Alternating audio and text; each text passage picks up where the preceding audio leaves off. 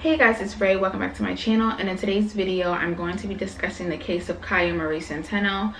This is a young lady who has been missing for the last 10 years. Nobody knew that she was missing until authorities caught up with her brother and sister, who then disclosed that they haven't seen their sister in 10 years. Before I can get you to the part where we talk about how she's been missing for the last 10 years, I wanted to go back to the beginning. And even before I do that, I wanted to let you guys know where I got my information from. I gathered my information from some online news sources and also a gentleman named Jason Herbert. As I was researching this case, I seen that Jason did an interview with Kaya's aunt and Kaya's sister. So I watched the interview and they gave some really good information. It seems as though they still have to be pretty tight-lipped about the information that they can give. And I think the authorities are also a little tight-lipped on the information that they're even giving the family. Kaya Marie Centeno was born Kaya Whitney Kazee, and she was born on May 23rd, 2002. She is the middle child in a family of 4 siblings. She was born in Idaho, and her family moved to Santa Rosa, California in 2005.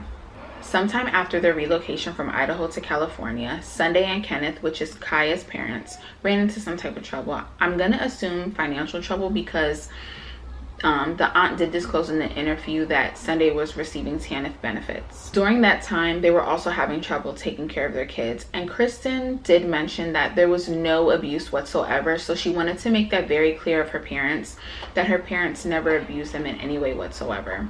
In the midst of this trouble that Sunday and Ken were going through, the family all pitched in to help out take care of the kids.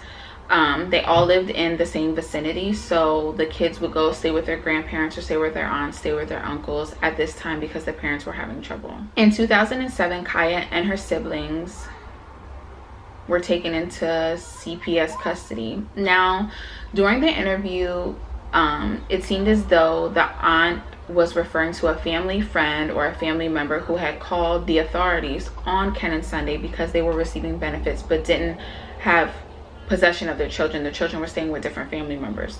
So at this point, the authorities came, took the children from the family members, and it tore the family apart. They were devastated that the kids were gone.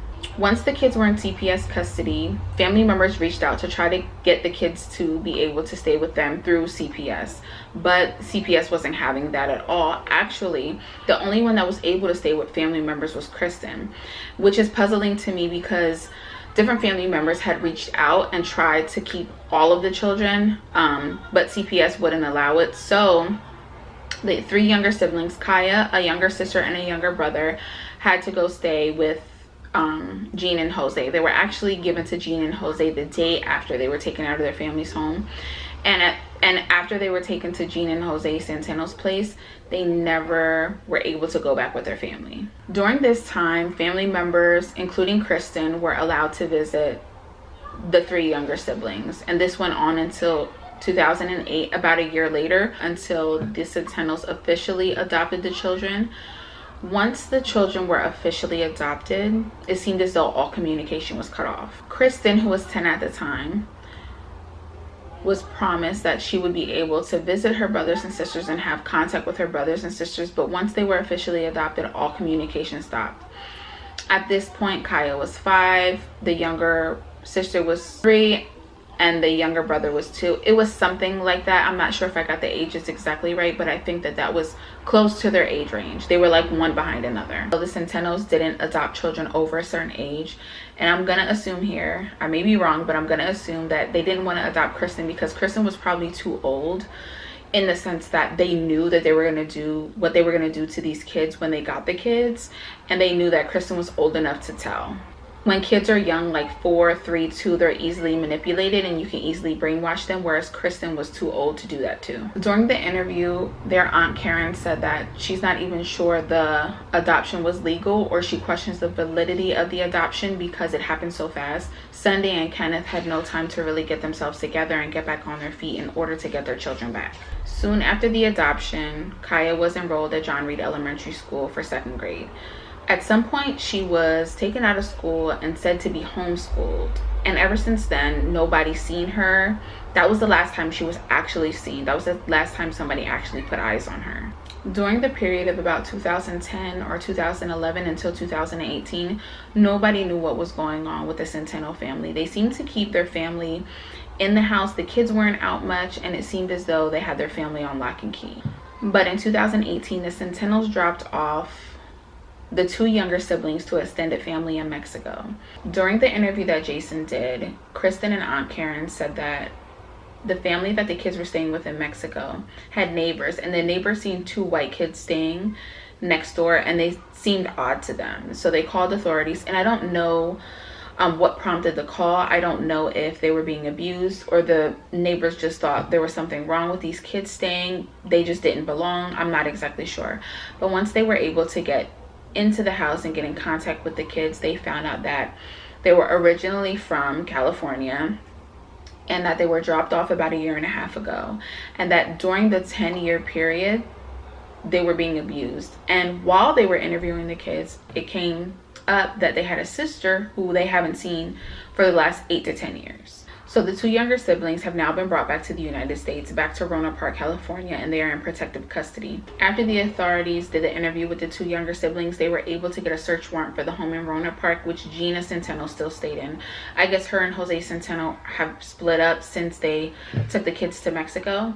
They were able to get the search warrant, and they were able to corroborate. Gina and Jose Centeno are currently being charged with kidnapping and child abuse. I know that Jose is being charged with even more because he is alleged to have sexually abused the children. Karen said they are being charged with deviated sexual abuse of children, use of brute force and imprisonment, and torture.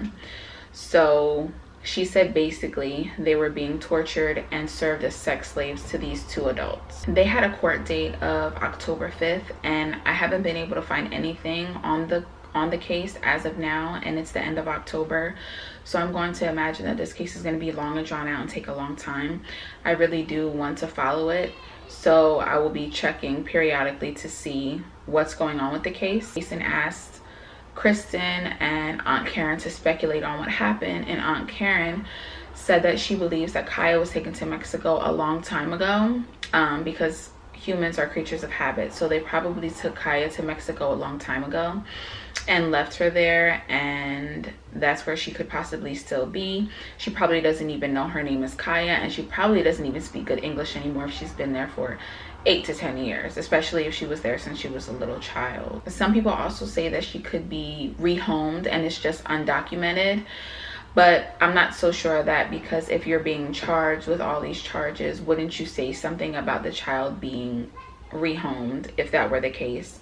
I'm not sure exactly. I believe that Kaya is still alive, and I hope that whoever watches this video, you share it and you let people know, especially if they live in South America or Mexico, about a young girl who is missing, and we'll be able to locate her. Like I said, I will continue to watch the case and let you guys know if I hear anything else, and if I'm giving any information that may be mixed up, that may be jumbled, please don't be afraid to comment down below. And if you are close to the case and you have any information, please leave that down below as well. I will also be linking Jason Herbert's interview with them. You guys can go check that out and get a little bit more in-depth explanation of exactly what's going on with Kaya and the case itself. And that's all I have for this case today. Thank you guys so much for watching, and I'll see you in the next video.